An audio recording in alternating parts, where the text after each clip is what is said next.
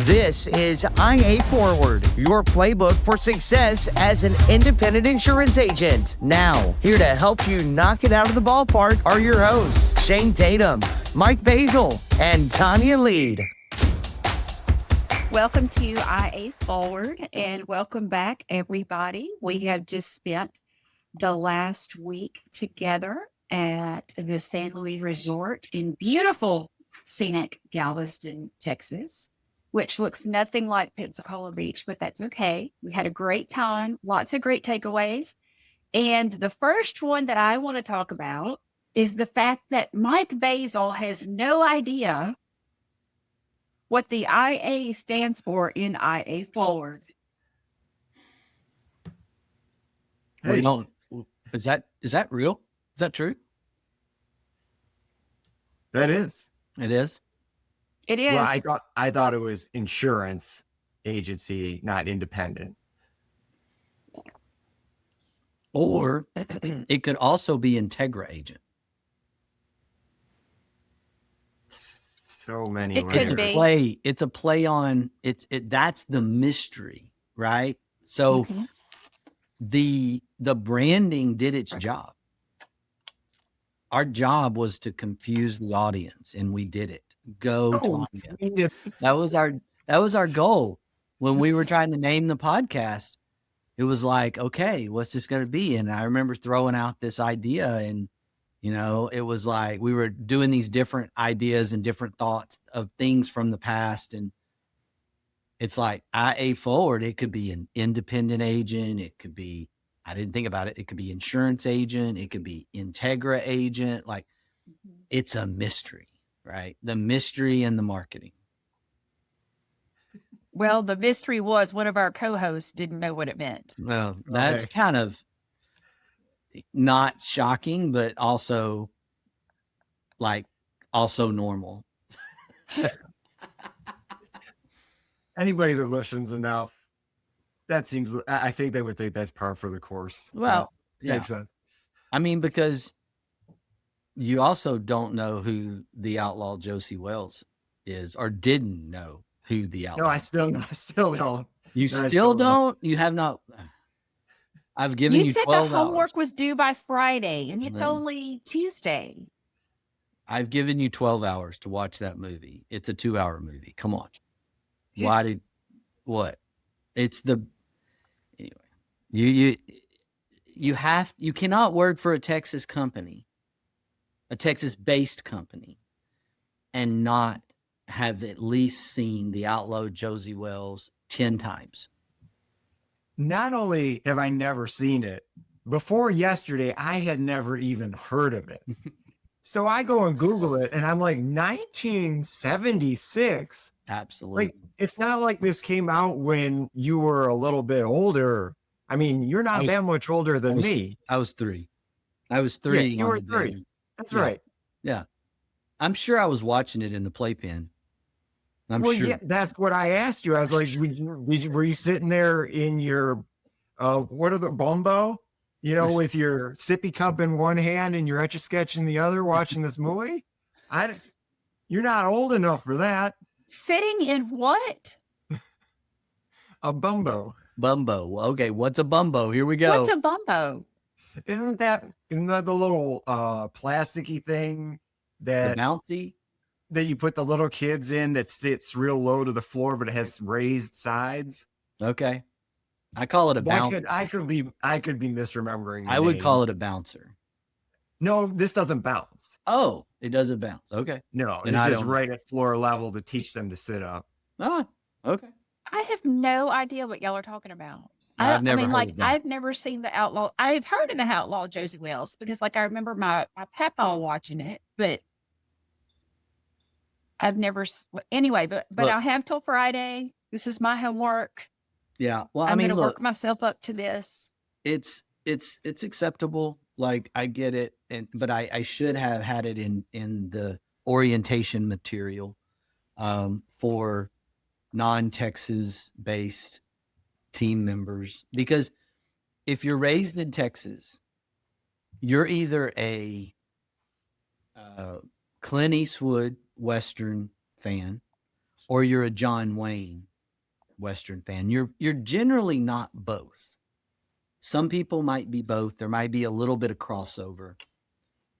I'm a Clint Eastwood Western fan. And so I know John Wayne movies because grandpa and dad and all that, but my preference would have been Clint Eastwood Westerns. And so number one, Outlaw Josie Wells, the Outlaw Josie Wells. Number two, Unforgiven.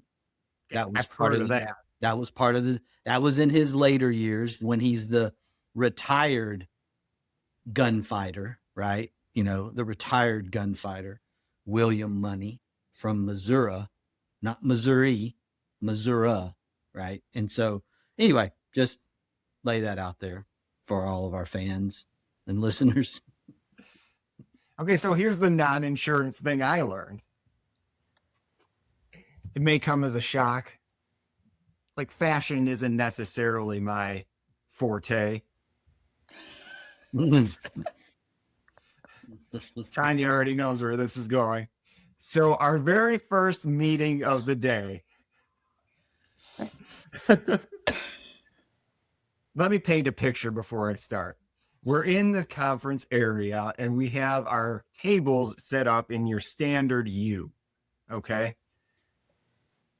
I'm looking across the center of the U, so I can see Shane in the middle, and then Tanya is beyond Shane, a few seats down. So I have a good sight line on both of you.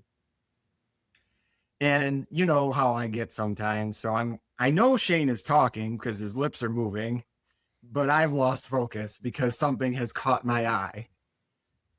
Squirrel. Yeah. So I'm just sitting there minding my own business, trying to pay attention. And I see down at the end that Tanya has jewelry from her wrist to her shoulder, it seems. Okay. And I'm thinking, how much weight is she hauling around here? So I decided that I'd make my own version here. So, you know, I have also accessorized. Yeah. So, hey, I got the wristband in case things get a little, you know, if we're going hard here. Got the wristband. Never know when you might need some tape. Yeah. Never know when you might need to measure something. So I got the soft measuring tape. Yeah, I like that. That. You know, in case a baseball game breaks out, I got the elbow pad. Elbow guard. Nice. And then I got the, 90s ankle weight. Ankle weight. Like, I didn't know what that was at first, but now we go fitness here. Yeah. So I learned something. Yeah, that's what I learned. So I missed and this. Mike, what did you learn the name of it was? I don't remember. Stacking. Yes. So were these, I missed it. I'm obviously not observant at all. Were these bracelets? Is that what stacking is bracelets? Yeah, I had a watch and it's like a stack of bracelets, and I usually wear a nice little stack. It's just it's a layer and it gives depth to your outfit. You know, I got up this morning and I was like, I need depth in my outfit. So I'm doing that. And I just want to say that same day, my husband looked at me and he goes, you look really normal today. That's awesome.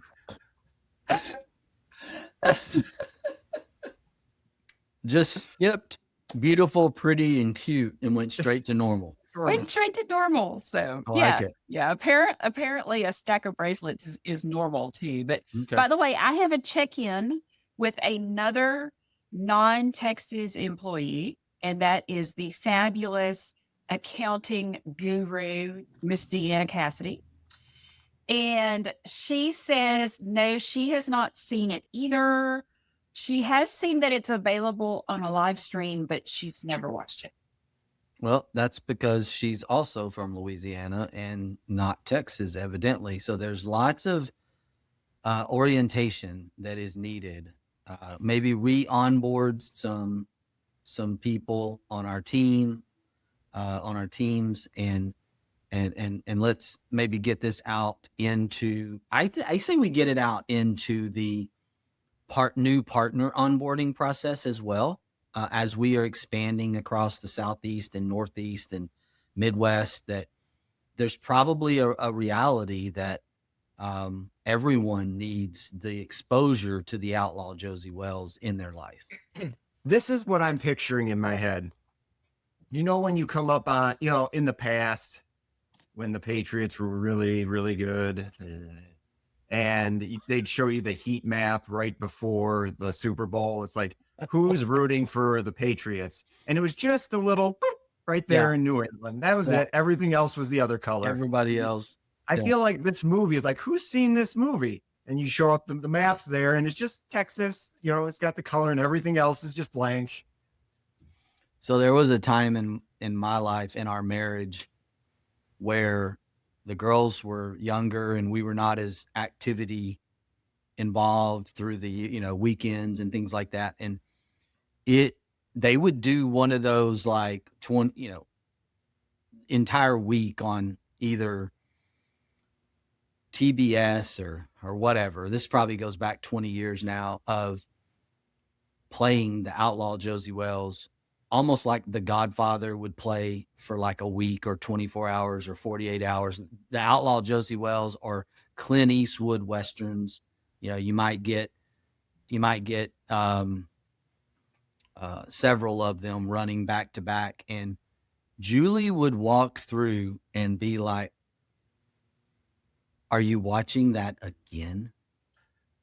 Like this happened for several years in our marriage. Like that's a thing. So she despises it, by the way, in case anyone wants to know, but it is required watching, I think, for some reason.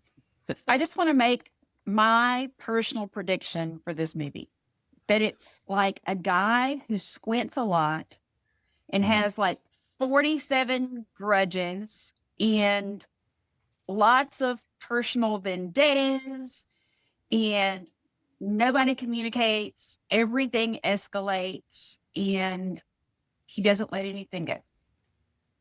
Lots of unresolved issues. Yeah. Well, it's right after the Civil War is the setting of the Western, so you can go from there. So, well, we will check this out. And now that we have talked for 12 minutes about absolutely nothing that has to actually do with the Integra Partner Agent Conference, we lost our audience. We did tell you that it was in Galveston, and that's what you guys know. But it really was a fabulous few days there with 100 of our partner agents, several 20 plus members of our staff, lots of carrier reps from all over. What were some of your biggest takeaways, besides the fact that Mike didn't know what I... Well, I'll start with the end and work backwards. No, it was great. Number one, it always amazes me how it feels like we're not where we're supposed to be.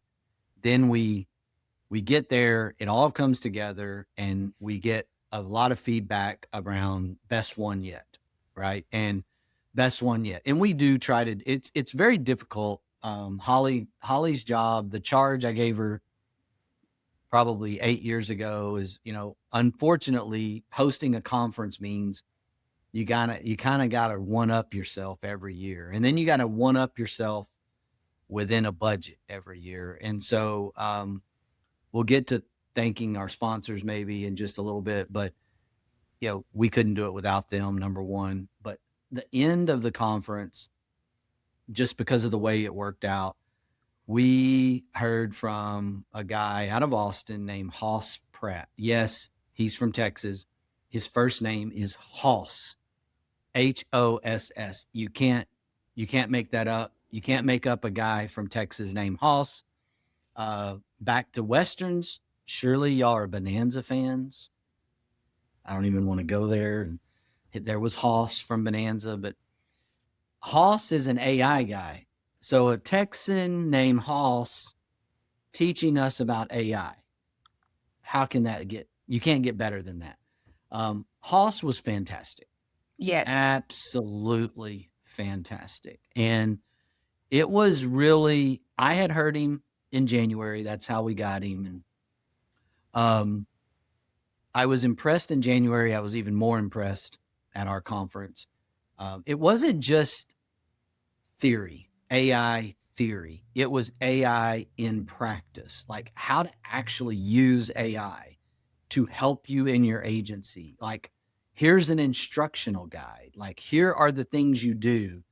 Fantastic. And so my number one takeaway was, one, that we need to be more practical all the time, because that's what Hoss did, is he brought us logic and in practice. He gave us how to do things. He didn't just talk theory. He didn't just talk, blue sky. It was, here's what you do. Here's how you do it. These are the tools. Use these things. Do it this way, and this will be your result. And he's 100% right. Yeah, he was tremendous. Yeah. Yes. For me, that would have been in my, top couple, but since you already took that one, I'll move off that one. For me, this happens to me every single time we get together with the agents, but I think it's worth talking about. And it is the community within that group that they've cultivated and their willingness to help each other. I think in insurance, or a lot of businesses really, you can get very guarded very quickly. Oh, they're going after the same clients I am. They're only 75 miles from me. We could have, the same prospects.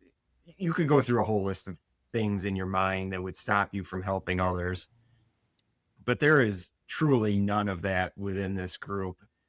My favorite part is for someone who isn't familiar with our process at the conference, we have ribbons that go underneath the names of everyone that's there for various things. And we do have some fun with it, but there's one specific ribbon that says newcomer.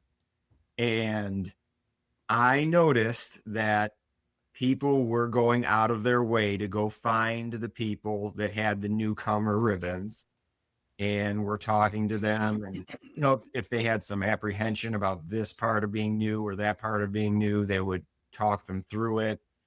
There was one panelist in particular who said, if you're new and someone says they're not going to help you, you let me know. And that's one of our senior guys, one of our senior partners, I should say. I just thought that was tremendous. And that guy went on to be our partner agent of the year for the second time. So he really means it. That's Brian Besh out of Lakeway, Texas, or now I guess LaGrange, Texas. But yeah, it was phenomenal, the amount of information that was shared. And I was talking with one of our agents on Thursday night, and he was telling me that how much the conference had evolved.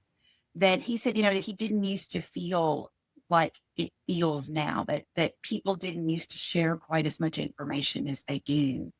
And now he just really feels like it's an open book, and people are talking about success. And he is one of our more successful agents. And he was saying that, people will ask him, like, what's the secret? What's the secret? How did you grow? And he said, I tell them, but nobody believes me. He's like, there's no secret.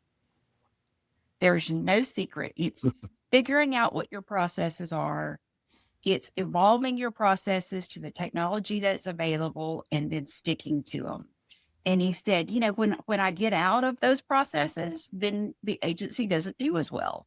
But when I do what I'm supposed to do, then that's the secret. It is not a secret.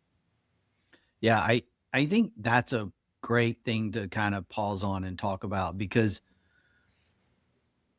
in society, and certainly within the industry, within the insurance industry itself, there are a lot of, I don't know, since we've been talking about old Westerns, there are a lot of snake oil salesman kind of things that go on, like get rich quick schemes, like do this, if you implement this thing, if you do it this way, you're going to be successful. You're going to make, 10x your revenue. You're going to do all these different things. And, that's just not reality for 98% of the people.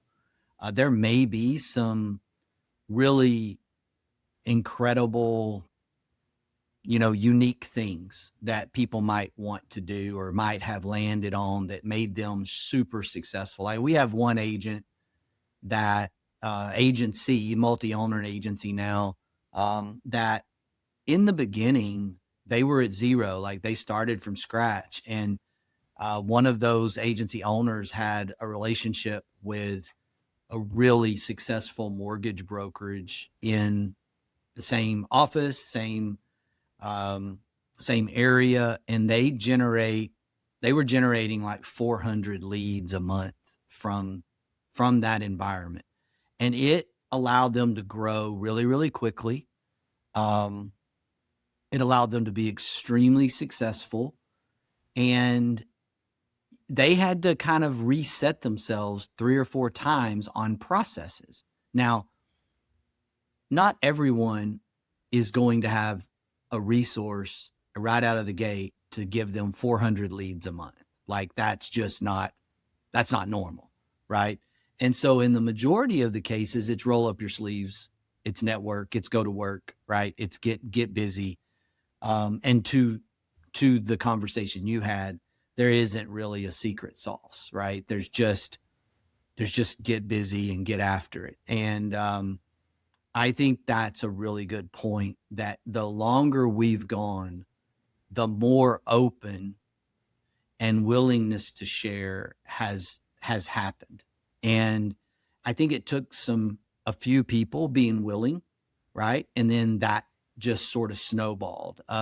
The other thing is we have tried to build a culture around sharing ourselves, like our own failures, like, hey, we've tried this didn't work. Hey, we've tried this type of agent, this type of background, this didn't work. We've got a retail operation here in East Texas that's kind of a live lab, and we've talked openly, like we tried that didn't work here. Maybe it works in suburban San Antonio, but it's not going to work here in Huntington, and on and on and on. And I think one of the worries is that would become cliquish. But to Mike's point about the newcomer, it hasn't. Like people are welcomed in. And I think that's more back to the boutique network setting that is, we don't really have to police it. The members, members of the network, the partners in the network, they kind of police it themselves. I can't imagine us even trying or needing to police that just like, ugh. But there's no need to. I mean, our agents are absolutely fantastic about sharing information, wanting other agents to be successful, because they know that if we're a strong group, then that's great for profit sharing, that's great for profitability. And the stronger we are together, then really and truly the stronger we are individually. Yeah, I mean, that's not what we always see, right? With conferences and things. And we've seen things that haven't worked out for organizations because of the clicky kind of nature. And I'm just very, very happy and excited to know that has not happened in our culture. That's just not what we do, not the way it works out. And I think the helping each other, again, it wasn't something that I experienced early in my career. Like early in my career, there was definitely pockets of of people who would not share, and there were agents who were not interested in. They just wouldn't tell you. Like, they was like, no, you're a potential competitor, just like Mike mentioned. Like, it's just kind of silly when you really think about it. When I think about it in hindsight, it's just really silly that people have that mindset. I've seen it circle back around, 20-fold to people around sharing and then learning nuggets from others. And it's really taught me a lesson. Like, not that I was ever afraid to share. I think I've always been kind of willing and open to share whatever we're doing and whatever's going on and who's having success and where the failures might be. But our agents have taught me a lesson around that. Like, this willingness to share with others is sort of a way of life. That's why we have this podcast, right? Sure. I mean, we're giving away our secrets. We're sharing our secrets to success, which are processes and how to be profitable and how to start from the beginning and build a book correctly and how to fix it. I mean, that's what we do every week here. And apparently our podcast on profit sharing, our first podcast on profit sharing was extremely successful. Our agents really enjoyed that one. And I know that they're going to enjoy the second one as well. So got great feedback on that, by the way. Very cool. Very cool. I think that's a reality. Most agents don't understand contingency, profit sharing. There's been such an exodus from the exclusive channel. There's so many new independent agencies. Because it's not your traditional sales bonus, right? Like, a lot of the exclusive channel, a lot of organizations, it's generally built around sales, just sales, not necessarily sales plus profitability or growth plus profitability. And I think the independent channel's so good about that it aligns well with our carrier partners. If we make them money, they reward us for that, right? It's kind of the way you think about it. And so that makes us more money, and that filters back through and cycles back through the channel. And it's complicated. Like, when you put that slide up there in the small groups that had the table, I mean, that sucker makes the periodic table look like it's grade school. I mean, that thing is legit. That's actually what Todd, who is Shane's brother, that is in charge of our premium finance division, and he looked up and he's like, "Is that the periodic table?" And I'm like, "No, I don't know what it is, but it's not that." But yeah, and speaking of that presentation, we had 8 different breakout sessions this year, and I really enjoyed that. And I'm going to say this out loud. I actually really enjoyed the one on E&O. Okay. Yeah. Okay. I mean, I've never said that out loud before, but the one on IDB Pro and Isaac Peck did that and talked about some products that are included with his E&O service. And it was really neat. Like, I really enjoyed that. But he's a cool guy anyway. So yeah, they do a great job. It really does. Yeah. And adding value, right? I mean, thinking about adding value to something like E&O, right? Right. Just really, really cool. I think when you think about the tables and the laughing about, looks like the periodic table, there are really smart people that are sitting in a room somewhere cranking out the numbers to come up with, what a loss ratio and a premium dollar amount, what extra compensation can become available. None of that is by chance. All of that is by design. And, somebody didn't choose 2.86 as a random number. And there's nothing random. There's nothing random about it, right? And so I really think it's very creative of our industry. The insurance industry is extremely creative, even though it gets a bad rap for not being creative and being old and sort of, dusty and, not willing to, but that's just not true. It's actually very creative, and it deals with a lot of changing risk through various things, right?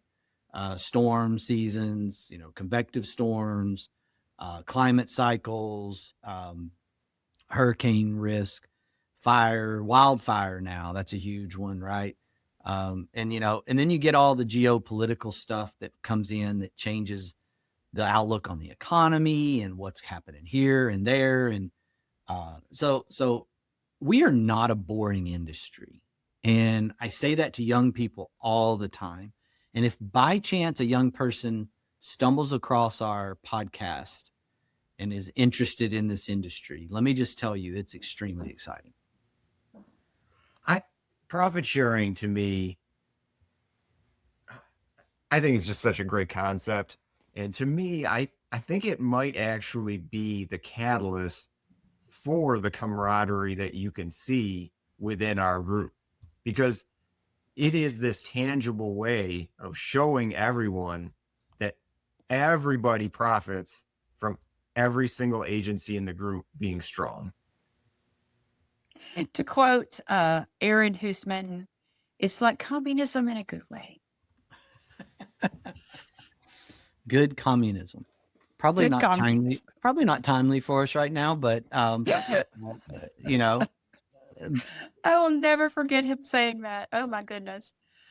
We had two great panels that Shane hosted one and I hosted the other. And one was growing on an enterprise agency, a large 20 plus employee agency versus a lifestyle solopreneur, small 2 to 3 employee agency. And the whys behind both of those and the hows behind both of those. And I really enjoyed hearing the dichotomy of thought. Both panels had extremely successful agents on it, but both had very different thoughts of an idea of what a successful agency is. Yeah, I love this concept.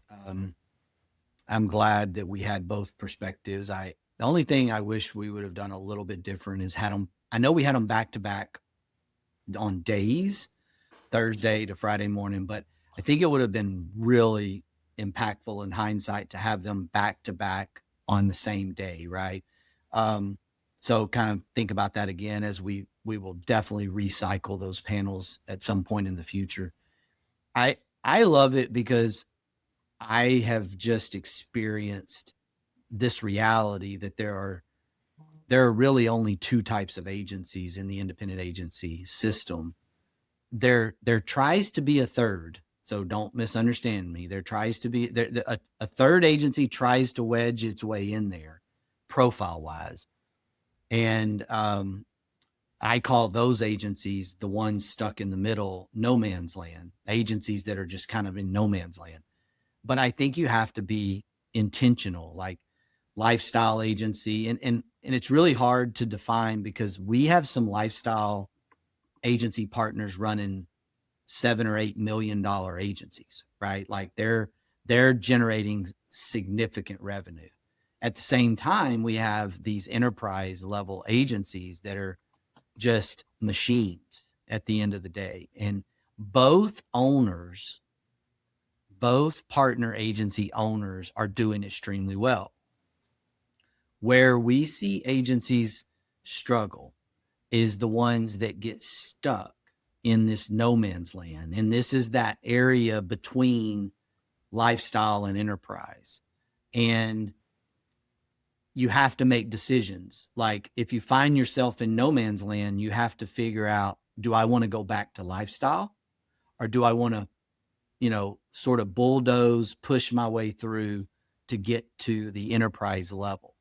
Because my contention is you can't stay in no man's land. You will either burn out, you're not making more money, you're just doing more stuff, so it'll burn you out.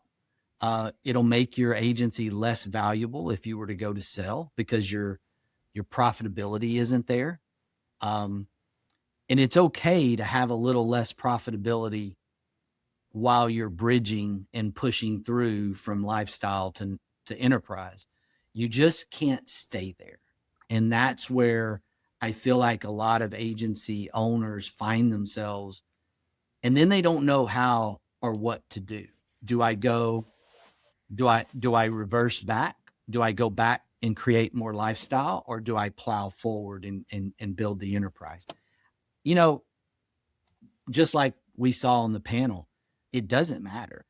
Both are successful financially. Both are successful from a flexibility standpoint. You just have to decide. It's literally right or left. There's no right or wrong on that decision. One of the things that I found interesting, go ahead, Mike. Oh, I was just going to say, from my perspective, as I listened to those, to me, the scariest one is the lifestyle that's gotten pretty big. Because, you know, if you're already enterprise and you grow some more, I don't know, you've already learned how to hire, you've already learned how to delegate. I don't feel like that would be that big a deal to get a little bit bigger. But you can get into a weird spot when you're getting to the higher end of the lifestyle. Right. Maybe you've never hired before. Maybe you're not even marketing, but it's all referrals. So now what are you supposed to do? You've got referrals coming in from your clients that love you. Are you just going to turn their referrals away to stay the size you are? Like, you can't do that. So that is where I think you can kind of get yourself into a little pickle that you got to work your way out of. Yeah, I agree. I think that's there's truth in that. There's somebody from New York's trying to call me right now, Mike. I don't know. You're the only person I know in New York, and you're not calling me. So excuse me there for a minute. But it's and again, there's no right or wrong, right? I think that's where agency owners get stuck too, is like, what should I do? Which way should I go? Like, I can't stress this enough. It doesn't matter. It just matters that you're committed to which way you want to go. One thing I found super interesting, though, from both groups, same thing was said. Nobody pays for leads. Yeah, thought that was interesting. Very heavy referral, very heavy referral partnerships, lead generation partnerships, not paying for leads. The other thing that every single member of both of those panels said was that no clients have their cellular phone number. Yeah. I think that they use their cell phones, but they have a voice over IP. They use either a Google number, or they're using Vonage, or they're using something that forwards, but not a single one of the members of those panels were giving clients their cell phone numbers. Yeah, I think some of that is just learned the hard way. I've known agents that had to change their number, that, had to go through that process. I think that's now the standard and should become the standard. The whole idea of, providing customers your cell phone number so they can text you at all hours of the day and night. I think it's a perceived benefit that actually turns out to be a detriment for what you're trying to do in the end, what you're trying to create. And, a lot of times agents will see that in the beginning as their edge, right? Their benefit. Those agents that do that have historically they've hit walls, right? They've come up against problems with that type of approach. It's not as white glove as you think it is. And take it from the person who once got a call at 3 a.m. Now, keep in mind, I had to be at the radio station about 4:30, but got a call at 3 a.m. from a client asking a question that could have been asked at 9 a.m. or 10 a.m. People call at weird hours just when they think of things. Yeah, that is you just can't, you're going to burn out fast. Yeah. So what else were some great takeaways from you guys that our listeners could really benefit from? For me, this is something we've talked about in the past, but it just came back around in my mind that I just wish that the term insurance agent was changed to insurance advisor.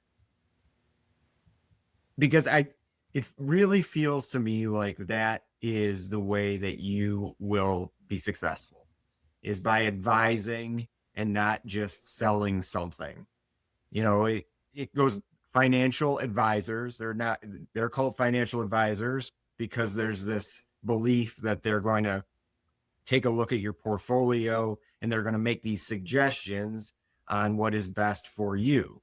But for whatever reason, there's a different perception of insurance.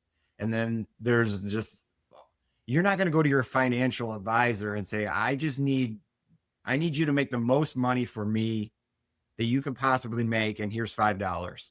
So, just make it happen. But that's kind of what we're doing with insurance. I just want the lowest rate. Just give me the lowest rate. Well, But part of that comes from the marketing teams that insurance companies have put in place, right? I think that, we have made so much comedy out of insurance that it's actually cheapened the process, right? Because the whole thing is about a free quote and let's make it as cheap as possible. And we've made it so funny. We've taken away the fact that we are protecting the assets. Like people's greatest, most important, most expensive assets is we're protecting them. And I hate to say it, but the emu and the British lizard and the caveman and John Bon Jovi and, what does Travis Kelce know about insurance? So, all of the things, but we've made it funny, right? So there's not a lot of respect for a product that is seen as comedic. Yeah. And unfortunately, you're 100% right.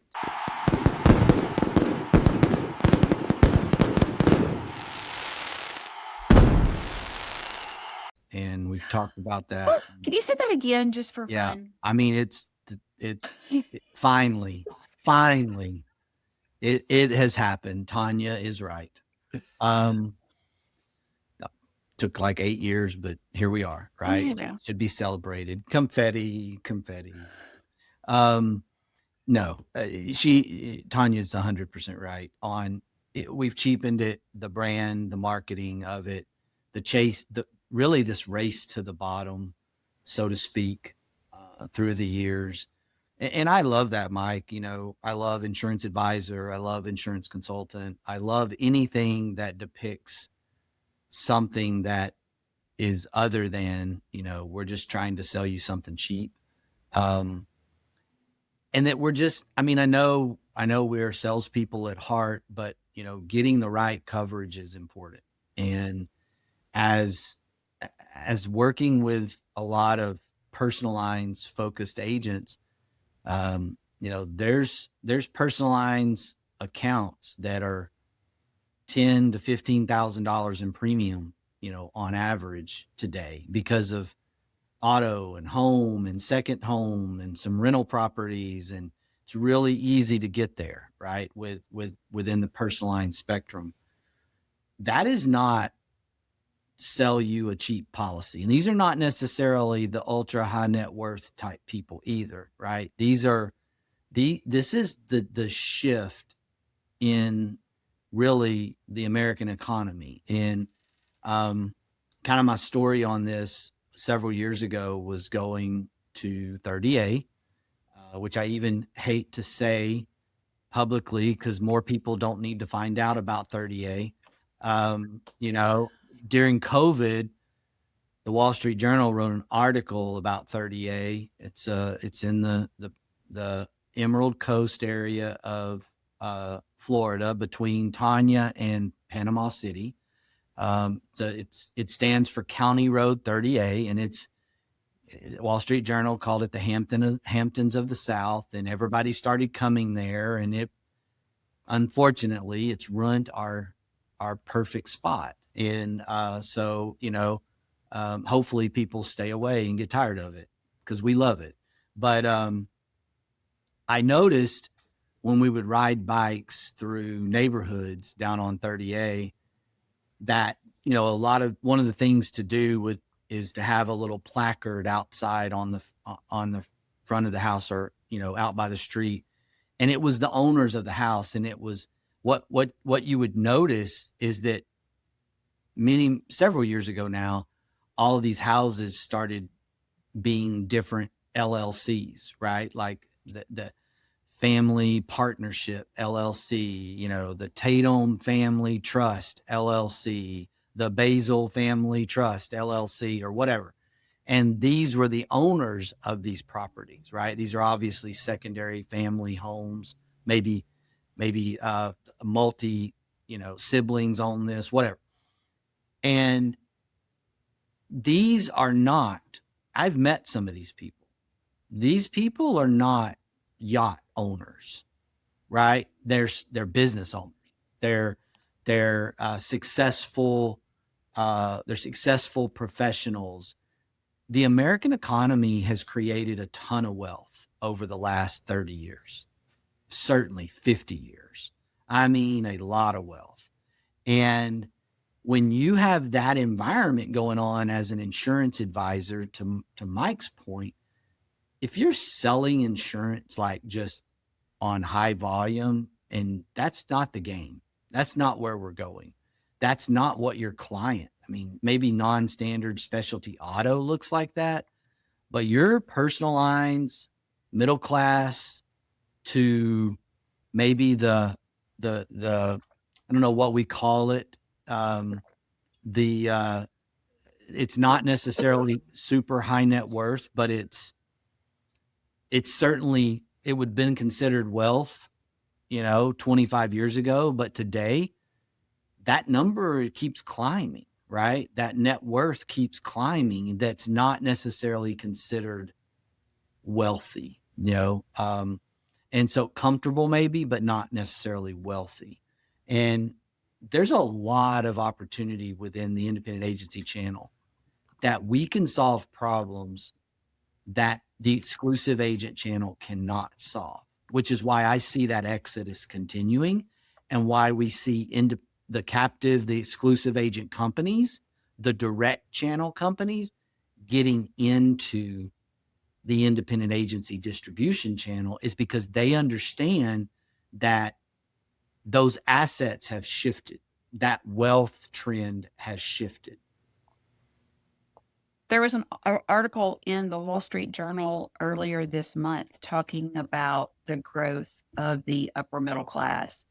And I think it said something like 31, 33-ish around in there % of Americans were now upper middle class. And that was up from like 10% in the late 70s. And an upper middle class being a family of three that earns between, I think it's at 130,000 to 400,000 annually. So if you think about the fact that that has tripled in size over the last 45 years, that is so significant. Yeah, that's a big number. Right. I can't believe I just remembered a random article from the Wall Street Journal. There's been a lot of that, right? There's been a lot of those types of articles in the Wall Street Journal lately. And, it's a reality. And obviously we got a stock market that's popped above 50 and bounced back to 49 and keeps going back and forth, obviously going on. I mean, I remember when it crossed 10. I remember when it crossed, probably could go back and say I remember when it crossed 5, but for sure 10, and 20 was like, holy moly, like that's a big deal when it went across 20, because it dipped back down and stayed below 20 for a while. But, here we are. And I don't know. It's just, I think there's so much opportunity there for, obviously, those in commercial lines, is always going to be there, but there's a personal lines opportunity. And that just happens to be what, a large part of the Integra Partner Network consists of agents that came over from the exclusive agent channel. So that's just a natural gravitation. Our commercial lines is growing, yes, but our personal lines continues to grow because it's hitting this market segment that doesn't appear to be going backwards at all. So there it We is. really had a fabulous time at our conference this year. Any more major takeaways, you guys, that you don't think we've covered that were just really, really a great asset to our agents? I will add that, and we've heard this from our agent council before. I think it's something that I've observed over the last couple of years. The sessions are incredible. And yes, we need to keep raising the bar on sessions. Hearing agents talk about success and failures are the best sessions to me. But the sharing of knowledge with each other, what Mike was talking about, that happens outside the sessions. That happens at dinner. That happens, I heard, I was not there. That happens around the bar late at night. These are the things that I hear the feedback is, some of the best nuggets of how to be better, how to grow their business. It's free to us, right? Like what I mean by that is we're not paying for a speaker. We're not paying for it. It's agents sharing with agents in very natural settings. It's not the formal sessions that provide the most value. It's the informal, casual conversations that provide the most value. And that continues to be the case. And the food. I gained 3 pounds. One thing I just wanted to add before we wrap up is, there was a lot of people that had a lot of nice things to say about the podcast. And I just wanted to thank everyone that listens. And, anyone who's listened even one time will notice there's no ads in these podcasts. There's no revenue coming from these podcasts. We're just, we're doing this to share and hopefully provide a little something. So, for everyone that listens to it, thank you for listening to Insurance Advisors Forward. That's awesome. I'm going to leave us today with this quote from James Clear.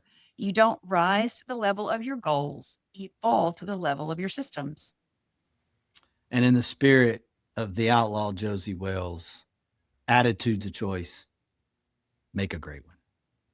At the Integra Partner Network, we understand that carrier access is the key to your agency's success. That's why Integra offers direct access to top-rated personal and commercial carriers, ensuring your agency thrives in today's challenging market. And with our comprehensive resources, profit sharing and bonus opportunities, technology and peer support, all while you retain 100% of your book with no penalties to exit. Integra is ready to empower you and your agency to find sustained growth. Find your way to Integra. Visit IntegraPartnerNetwork.com today. That's IntegraPartnerNetwork.com.